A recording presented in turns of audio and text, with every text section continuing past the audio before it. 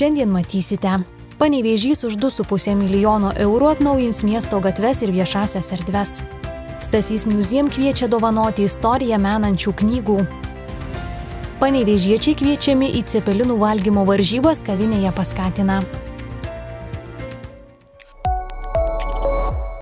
Stasys Museum siekia suburti unikalią Stasio Eidrigevičiaus kūrybos ir apie jį pasakojančių knygų kolekciją. Muziejus kviečia bendruomenę prisidėti dovanojant šio menininko kurtus leidinius.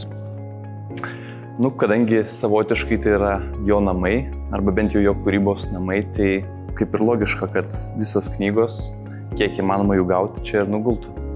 Po šito paskelbimo turim 4 knygas. Aukso puodas ir kitos istorijos, 9 broliai ir sesuo Elenytė. Aišku, robotas ir peteliškė, šita yra ypatinga, kadangi tai yra pirmoji knyga Vytautės Žilinskaitės ir pačios Stasio, tokios draugystės pradžia, 78 metų, tai reikšminga. Ir miško pasaka, viena, kurią ir pats turiu nuo vaikystės, tai su šita truputėlį asmeninį ryšį turiu.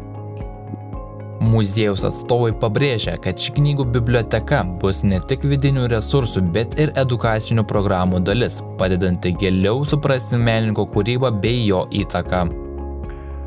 Pradžiai kaip ir šitą krūvelę, kurią rinkom ypatingai muziejaus savanoriam, kad jie patys geriau susipažintų.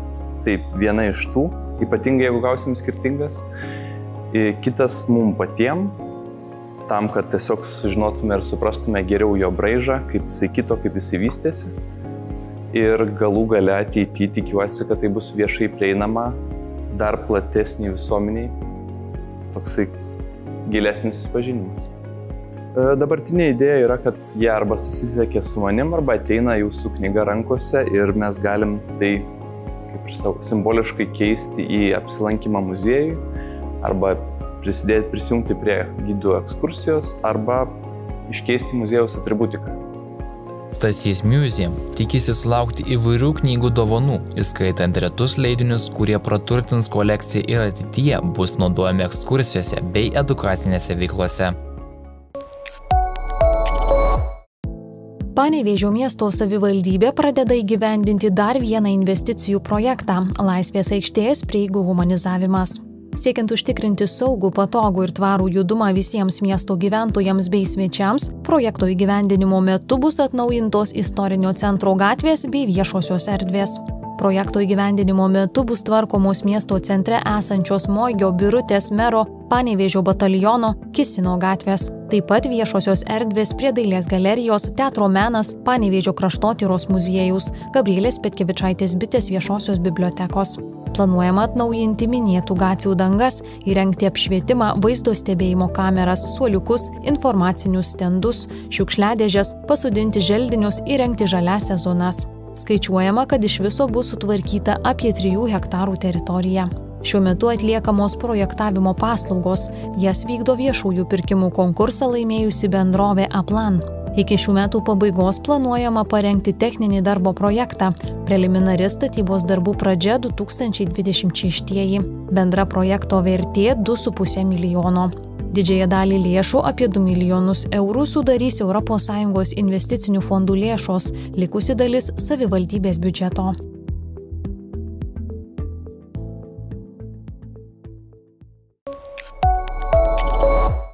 Lietuvoje registruotas pirmasis šiemet paukščių gripo atvejis laukinėje gamtoje. Kaip pranešė Valstybinė maisto ir veterinarijos tarnyba, nuo šios ligos nugaišusi gulbė buvo rasta Alytaus rajone, Kriokialaukio seniūnijoje. Taip ir neatėję žiemos šalčiai ir atšilimas grasina dar spartesnių ligos plitimų.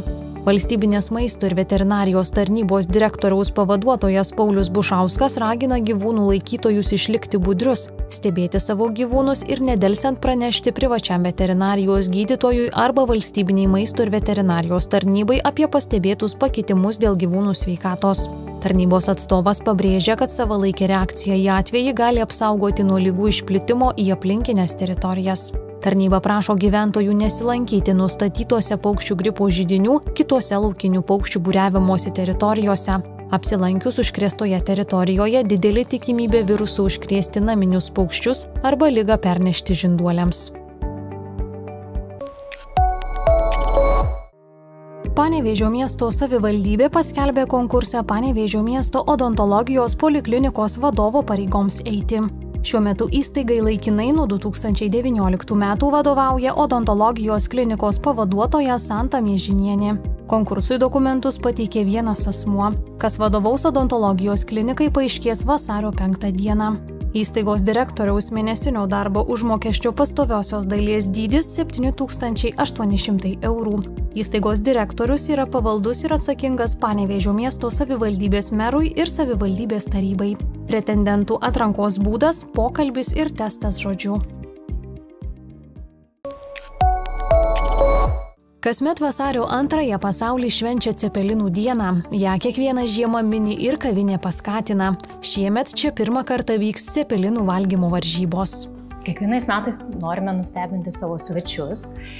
Praeitais metais pasiūlėm Katino cepelinų edukaciją, kurią siūlome ištisus metus. Ir kilo idėja tiesiog intensyviau jų paragauti.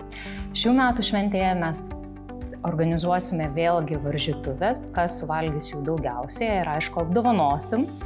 Lieka intriga prizas, o taip pat galėsim klientams pasiūlyti įvairesnių cepelinų su skirtingais įdarais ir su varške, ir su grybais. Tai yra ne tik mūsų tradicinių su mėsa. Pinevoje įsikūrusios kavinės vadovė Silvija Katinaitė Kavaliūnienė džiaugiasi, kad pirmąjį vasario sekmadienį kavinėje ne tik garuos cepelinų pilni puodai, bet ir drąsiausiai galės varžytis cepelinų valgymo rungtyje, sudalyvauti cepelinų nešiojimo lenktynėse ir įvairiuose žaidimuose. Cepelinų dieną mes švenčiame iš esmės kiekvienais metais arba su kažkokiamis akcijomis, atrakcijomis, žaidimais ar, kaip minėjau, kažkokiamis tai veiklomis. Šiais metais varžytuvės, kitais metais galbūt vėl varžytuvės, o gal kažkokia kitokia idėja kils ar akciją suorganizuosim. Tai tiesiog pažadam ir šiais, ir kitais metais bus tikrai labai smagu ir labai skanu pas mus. Šis renginys planuojamas jau šį sekmadienį, vasario 2 dieną. Kada ir pirmąjį vasario sekmadienį, kada ir švenčiama pasaulinė cepelinų diena, 14 val. Pačios varžytuvės, visą dieną gaminsime cepelinus, užsukit bet kada, tikrai jų gausit ir paragausit. O mes tenksimės iš visos širdies. Varžybų nugalėtojo lauks garbingas titulas ir prizai. Norintiems dalyvauti privaloma registracija.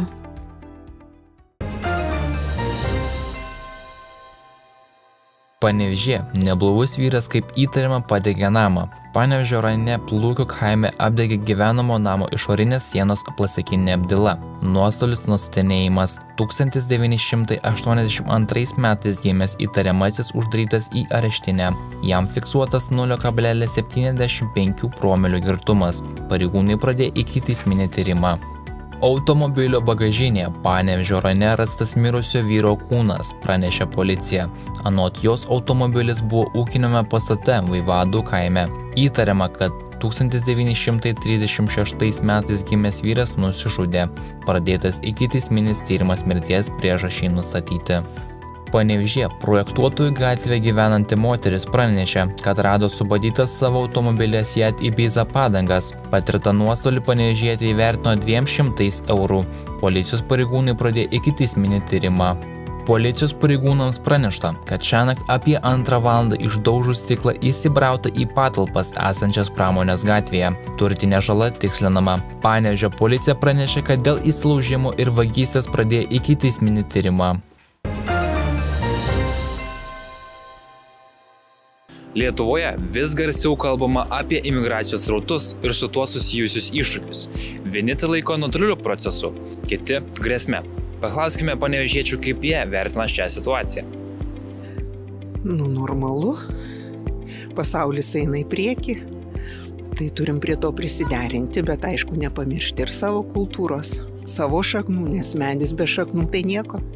Kaip pasakyčiau, aš visą laiką gailiu tų žmonių, man gailestis ir galvoju, jeigu jie žmoniški ir gyvena normaliai, tegul jie gyvena, jie mums netrukdo. Bet kaip pagalvojus, ir lietuvių visokių yra. Yra ir gerų, ir prastų. O kaip vertintumėt pačios Lietuvos imigracijos politiką? Ar jin turėtų būti griežtesnė? Kai kuriais klausimais turėtų būti griežtesnė. O gal ne. ta prasme, kiekvienas žmogus dabar demokratija, kur aš noriu, ten aš važiuoju. Noriu čia gyvenu, noriu ten gyvenu. Bet aišku, norėtųsi, kad daugiau lietuvių liktų Lietuvoje ir išvažiavę grįžtų į Lietuvą. Ir kad Lietuvai būtų taip gerai gyventi, kad žmonės norėtų grįžti. Žinokit, tuo klausimu nelabai turiu savo nuomonės. Bet aišku, kontroliuoti turėtų. Pati migracija yra kaip teigiamas dalykas ar labiau kaip neigiamas? Tai jeigu nedideliais kiekiais migruoja, tai nieko.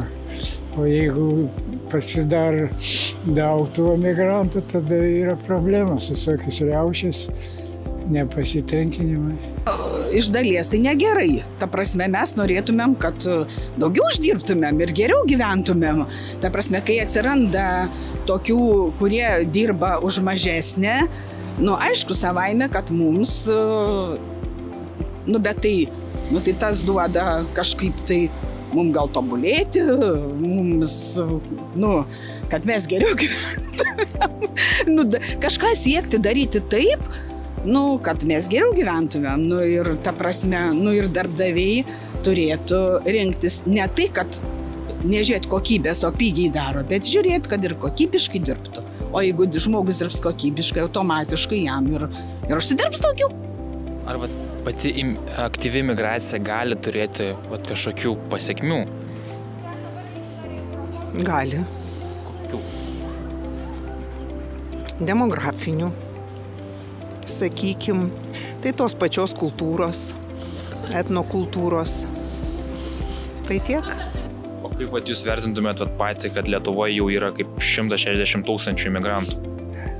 Kas ten žino, jeigu jie taiko žmonės, tai čia nieko tokio. Net nežinau, kaip čia pasakyti.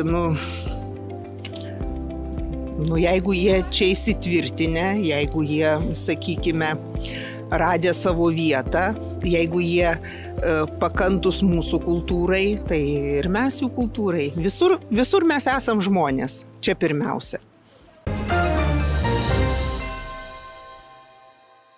Trečiadienio naktį daug kur dieną vietomis palis, vyraus nedidelis lietus. Vėjas pietryčių pereinantis į pietų, pietvakarių naktį 4–9, dieną 7–12 m/s.